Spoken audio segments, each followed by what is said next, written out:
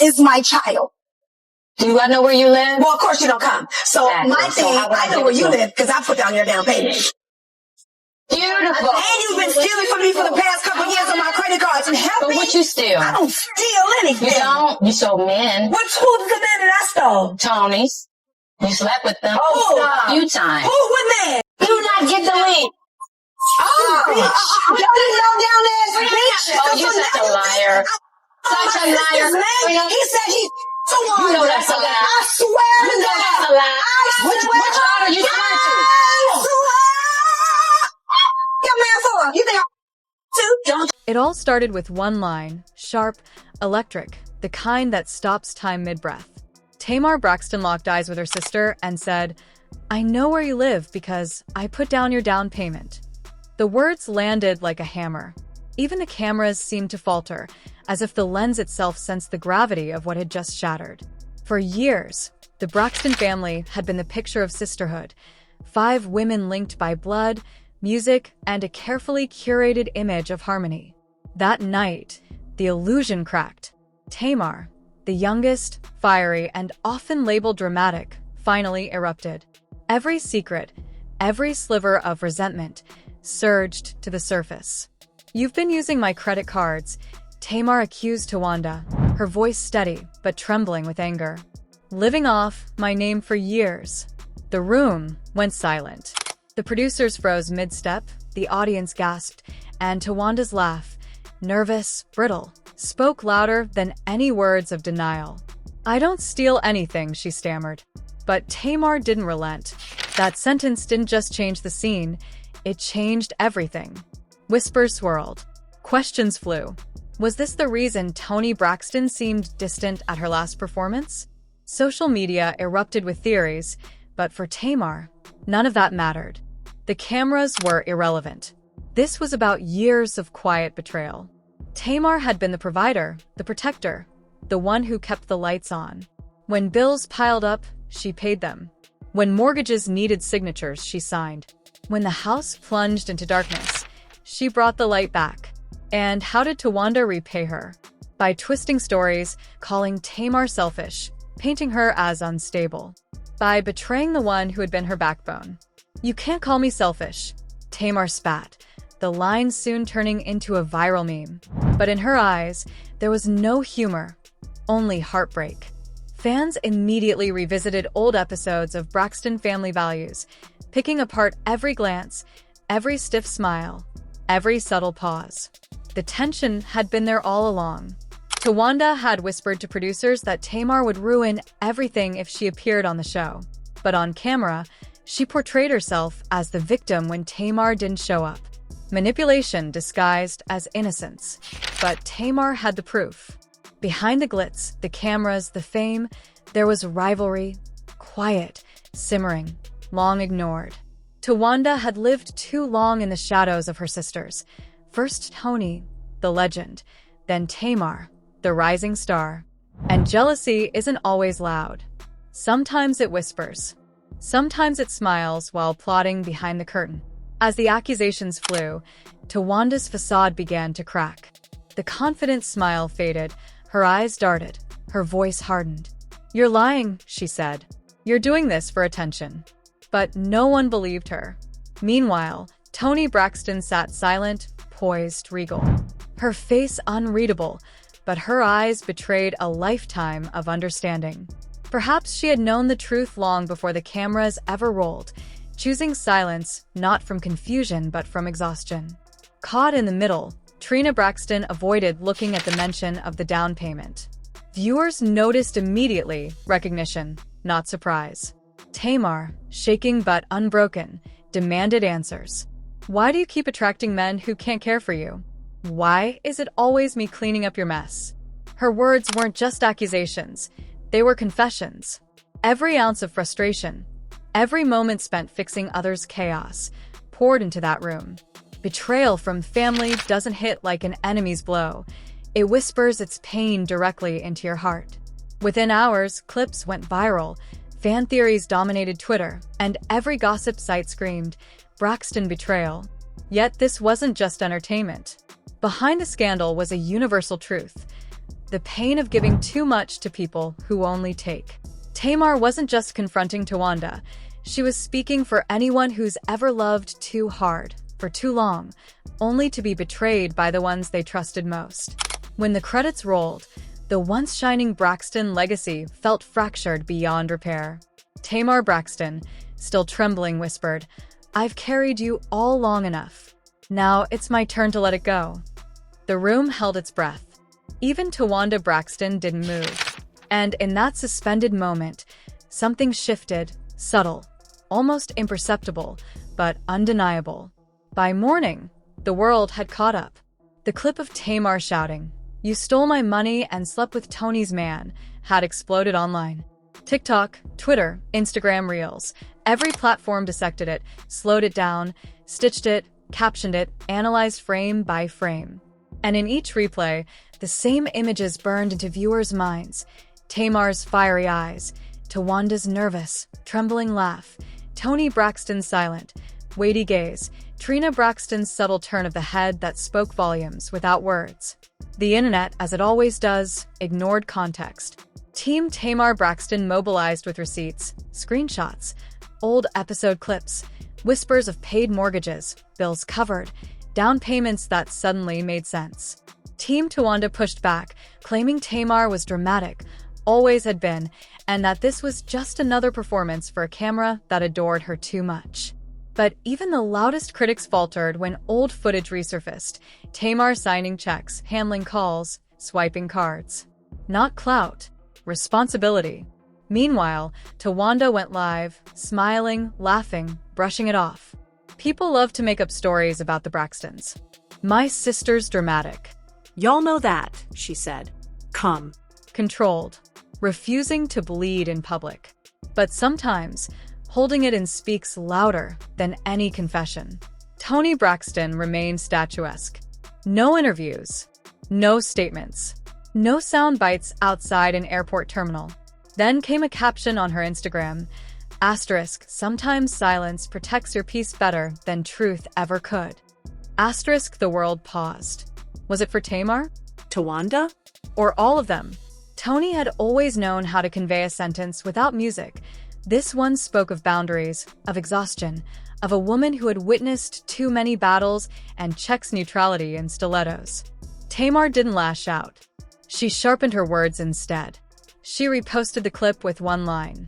"When the people you feed start biting your hand, you stop feeding them." *, no hashtags. No emojis. No names. Just law. The algorithm amplified it. Views doubled, then tripled. Comment sections became confessional spaces.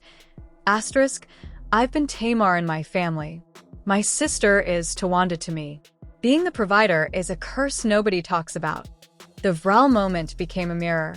Everyone watching saw their own families reflected, the hidden dynamics playing out behind closed doors. Producers scrambled, rearranging storylines, seeking villains, heroes, climaxes. But for once, Tamar wasn't performing for the edit. She was performing for herself. Friends confirmed she'd reached her limit. Enough of being cut into sound bites. Enough of being the punchline to her own pain. If the cost of public love was private bleeding, she wouldn't pay it anymore. Trina Braxton stayed quiet. Not the regal stillness of Toni, nor the calm dismissal of Towanda. Her silence was different. The quiet of someone who knows she cannot fix it and refuses to make it worse. People speculated, of course. They always do. But sometimes, silence is simply a pause, a deep breath, a moment of gathering oneself. Fans' reactions shifted. Divided at first, they softened. Those who once labeled Tamar overly dramatic now saw the cracks in her voice, the tension in her hands. The trembling hand around the microphone was no prop. It was her anchor, keeping herself upright. * maybe. She wasn't starting fires, one comment read. Maybe she was yelling because the house was already burning. The man at the center of the scandal, the unnamed Toni Braxton X, remained just that. Unnamed. Tamar never said his name. Toni never said his name. Towanda never said his name. And yet, the weight of that sentence detonated across the internet, leaving the Braxton family's private wars splashed in public, raw and unfiltered. Once the story reached the public, the namelessness of the man at the center made it colder, sharper. The gossip faded, but the wound remained. Towanda Braxton went live again, her tone different this time. She wasn't the broke sister anymore. She wasn't going to be painted the villain. She wanted people to understand there are always two sides. But sides demand a choice, and the more Towanda insisted the world had it wrong, the more people remembered that nervous laugh, the fleeting glance away, the refusal to meet Tamar Braxton's eyes as those words, asterisk you stole, you slept asterisk, cut the room like sirens. Then Tamar took a seat for a podcast. No makeup, no gloss, just the harsh light of day that doesn't allow hiding. She didn't name names. She didn't drop dates or wave documents. She said what truly mattered. Asterisk family can break you faster than fame ever could. But God shows you people before he blesses you again. Asterisk, it wasn't vengeance. It wasn't shade. It was testimony. Boundaries made visible. By now, the Braxton name wasn't just trending, it was transforming. For years, it had sold laughter, sparkle, and harmonious family moments. Kitchens bathed in golden light, wine glasses clinking, smiles perfected for cameras. But real kitchens aren't like that. Real kitchens hold the mornings after fights, unpaid bills on tables, texts lighting up with demands you wish you could ignore. The illusion cracked. Through that crack, something raw emerged. 5 women who loved and hurt each other in equal measure, who didn't know how to stop bleeding under cameras' watchful eyes. And Tamar Braxton, the loud, too much one, the one edited into rage and thunder, did the quietest thing of all. She stepped back. No slam, no shout, just a whisper to herself. I've carried you all long enough. It wasn't a breakup. It was a release. Not resignation, but reinvention. Tamar wasn't leaving her family. She was leaving the role that kept her small. The final episode landed like a door closing. Toni Braxton offered no judgment. Towanda never confessed. Trina refused to pick a side. The cameras found Tamar alone in a studio, not crying, not yelling, just still, calm, armored. A soft, unfinished melody hummed in the background, her voice threading through it. Not a clapback, a declaration. A lesson every caregiver eventually learns. When you stop paying everyone's debts, literal and emotional, you start paying attention to yourself. And when you do, the noise falls away. The show rolls on. Comments scroll endlessly. Whispers circulate. But the heartbeat in your chest becomes louder than all of it. Is this the end of the Braxtons? No. Families don't end. They rearrange. Toni remains legend. Trina remains steadfast. Towanda will insist there's more to the story. And Tamar Braxton? She will be someone she's never allowed herself to be on television. Free. Maybe someday there will be a table again, 5 chairs, laughter that isn't staged, apologies that aren't scripted, hugs that don't feel contractual. But for now, the only truth that matters is simple. Love without honesty is a costume. The Braxton sisters had been wearing gowns to a war for far too long. The real question wasn't who slept with whom or who paid which bill. The real question, echoing long after the cameras stopped rolling, if the truth can tear the house down, what were the walls really made of?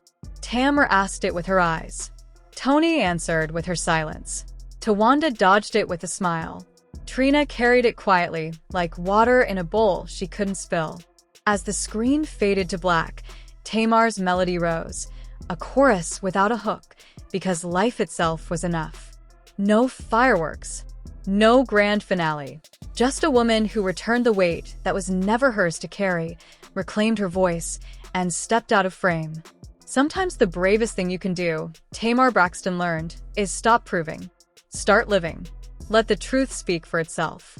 It started as a whisper in a room full of cameras, the kind of moment that makes reality television addictive and painful all at once. Tamar Braxton, the youngest of the Braxton sisters, sat down in front of the cameras, the weight of years pressing down on her shoulders. For years, the world had seen the Braxtons as the perfect family. Laughter in kitchens, harmonies in studios, a sisterhood bound by blood and song.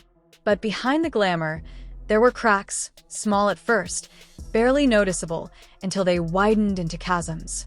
That night, Tamar didn't whisper. She didn't hold back. The words came out like fire. "You tried to take Tony's man too." The room froze. Producers stopped talking. Cameras tilted, almost in awe, as if the lens itself understood the gravity of what had just been said. Towanda Braxton, her older sister, laughed nervously at first, a laugh that trembled on the edges, the kind people give when guilt is crawling up their spine. For the audience, it was shocking.